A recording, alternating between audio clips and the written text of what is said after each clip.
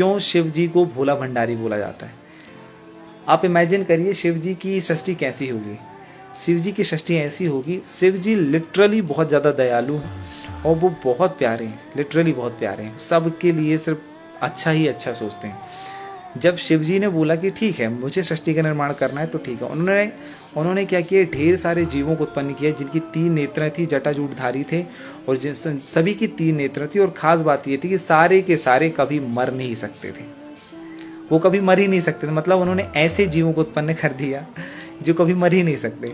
तो उनको देखने के बाद में जब ब्रह्मा जी ने देखा कि शिव जी ने ऐसी सृष्टि के निर्माण कर दिए जिसके जीव कभी मरते ही नहीं हैं, तो उन्होंने प्रार्थना किया कि हे रुद्र क्षमा करें और आप इस सृष्टि का निर्माण ना करें, ऐसी सृष्टि का निर्माण करिए जिसमें जीवों का मृत्यु हो सके। तो रुद्र भगवान ने बोला ऐसी सृष्टि आपको मुबारक, आप जानिए, आपकी सृष्टि जानिए, सृष्टि निर्माण का काम मैंने आपको दिया है, ऐसी अशुभ सृष्टि का निर्माण आप करिए, मैं नहीं कर सकता। ये है भोला भंडारी। भोला भंडारी का कहने का मतलब अगर मेरे बच्चे हैं तो वो मरेंगे नहीं, पहली बात तो, और अगर मर रहे हैं तो वो सृष्टि अशुभ है। ऐसा पूरा शिव पुराण में आया, मैं आपको पूरा दिखाऊंगा, चलिए दिखाता हूँ आपको।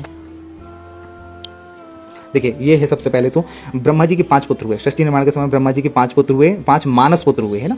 इन मानस पुत्रों का नाम क्या है? सनक, सनक नंदन, विद्वान सनातन, ऋभु और सनत कुमार। ये 5 पुत्र हुए, लेकिन ये सभी क्या हो गए? योगी हो गए, वीतराग हो गए, तो इनके कारण सृष्टि की आगे नहीं बढ़ी। फिर उसके बाद में जो यहाँ पर उन्होंने पूर्व सृष्टि से विरत हो सनक और आदि महात्मा जब चले गए, तब ब्रह्मा जी ने पुनः सृष्टि की इच्छा से बड़ी भारी तपस्या की। इस प्रकार दीर्घ काल तक तपस्या करने पर भी जब कोई काम न बना, तब उनके मन में दुख हुआ। उस दुख से क्रोध प्रकट हुआ। क्रोध से आविष्ट होकर ब्रह्मा जी ने के द्वारा दोनों नेत्रों से आंसू की बूंदें गिरने लगीं। उन आंसू बिंदुओं से भूत प्रेत उत्पन्न हुए। आंसू से उत्पन्न हुए उन भूत प्रेतों को देखकर ब्रह्मा जी ने अपनी निंदा करी कि वैसे तो मैं जीवों की उत्पत्ति कर नहीं पा रहा हूँ, और जब मैंने जीवों की उत्पत्ति करी तो वो ऐसे भूत प्रेत जैसे जीवों की उत्पत्ति करी। तो उन्हें खुद के ऊपर कैसी ग्लानि महसूस हो रही है इनको, ब्रह्मा जी को। फिर उसके बाद में उस समय क्रोध और मोह के कारण उन्हें तीव्र मूर्छा आ गई। क्रोध से आविष्ट हुए प्रजापति मूर्छित होने पर अपने प्राण को त्याग दिया।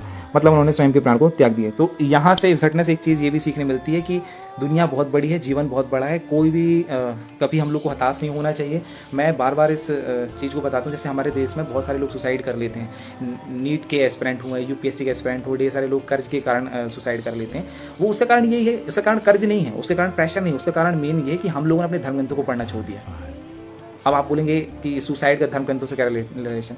अरे भाई, पहले धर्मग्रंथों को पढ़ाने का प्राइम रीज़न यही रहता था कि जब आदमी ऐसे पुरुषार्थ से भरी हुई ढेर सारी किस्से कहानियों को सुन लेगा तो वो मेंटली स्ट्रॉन्ग तो तभी हो जाएगा ना। और उसके पास ढेर सारी केस स्टडी होंगी कि जब जीवन में विषमताएं आई थी तो राम जी ने क्या किया था, कृष्ण जी ने क्या किया था, अंगद ने कैसे डिसीजन मेकिंग किया था, हनुमान जी ने कैसे डिसीजन मेकिंग किया था। जब उसके पास ये उदाहरण रहेंगे तो कभी सुसाइड करने के बारे में नहीं सोचेगा। अगली बात, अगर सोचता भी है और वो सुसाइड करने के बारे में सोचता भी है तो उस परिस्थिति से कैसे निकल के आए? क्योंकि कुछ लोग ये डायलॉग मारते कि नहीं अपन तो कभी सुसाइड करने के बारे में नहीं सोचेंगे, अपन बहुत पॉजिटिव है। ऐसा नहीं है। मैं आपको बताता हूँ उदाहरण। जब आप रामायण पढ़ते हैं तो उस रामायण में भी एक जगह आता है कि जब संजीवनी बूटी मिलने के लिए जाते हैं तो वहाँ पर अंगद जब देखते हैं, इतने पुरुषार्थी रहते हैं कि भाई 100 योजन का समुद्र हम पार नहीं कर पाएंगे, तो अंगद सबसे पहले क्या करते हैं, वहाँ पर आत्मदाह करने की कोशिश करते हैं, मतलब सुसाइड करने की कोशिश करते हैं। सेकंड, जब लक्ष्मण जी को मूर्छा शक्ति लग जाती है तब स्वयं राम जी कहते हैं मैं आत्मदाह करके मर जाऊंगा। मतलब सुसाइड के बारे में सुसाइडल थॉट राम जी के माइंड में आया।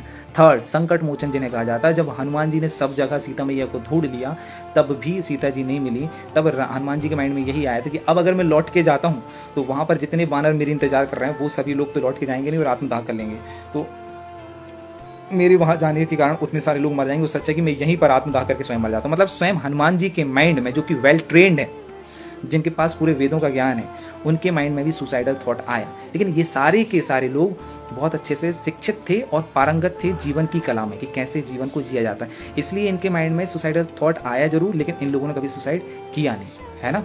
तो इस चीज़ को अपन को समझना है कि जीवन में बहुत सारी विषमताएं आएंगी, तकलीफें आएंगी, लेकिन हर समस्या का समाधान होता है। स्वयं ब्रह्मा जी के जीवन में इतनी बड़ी तकलीफ आ गई और वो भी मूर्छित हो गए, इसलिए कभी हमको हार नहीं मानना चाहिए, जीवन में निराश नहीं होना चाहिए, लड़ते रहना चाहिए। चलिए आगे बढ़ते हैं अपन। तो इस अध्याय में ये हुआ। अगली बात जो मैंने आपको रोने वाली बात बताई थी वो ये है कि महेश्वर के ऐसा कहने पर वे रोने लगे। कौन? रुद्र जो है वो रोने लगे और चारों ओर दौड़ने लगे। रोने और दौड़ने के कारण उनका नाम जो है रुद्र पड़ा। जो रुद्र हैं वे निश्चय ही प्राण हैं और जो जो प्राण है वे महात्मा रुद्र हैं। तो ये जो मैंने आपको बताया था, ये रोने और यहाँ वहाँ दौड़ने के कारण शिव के जो अवतार हैं उनका नाम रुद्र पड़ा था। अगला हम देखते हैं।